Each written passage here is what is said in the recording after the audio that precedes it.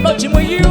បងបីតម្លៃតែកែវពេលប្រទះគូគ្រាន់តែលួចសំឡឹងក៏ឯងរំសាយអារម្មណ៍ឲ្យបងធូមដៃឆ្វេងកាន់កានៅចានស្រាំងឡនណាស់អបព្រះម្ចាស់ថ្លៃបងប្រុងសុំធ្វើច្បោថ្លៃហើយសុំចិត្តម៉ែមើលថែសួងការសុំចិត្តលពងមេតាសុំធ្វើជាកូនប្រសាផង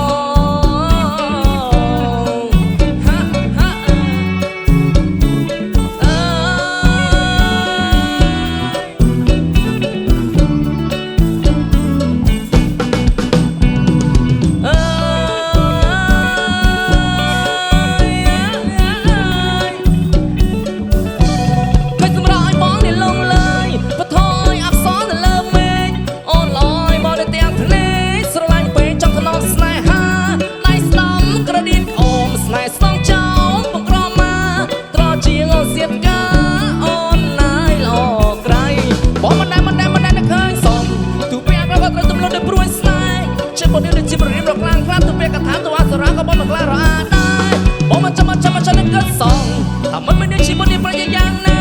បងជាចំណេះសម្ដៅពីដូចជាមូសាប៉ុន្តែដើម្បីតែជីវ៉ាគិតមកថាពីមេសេ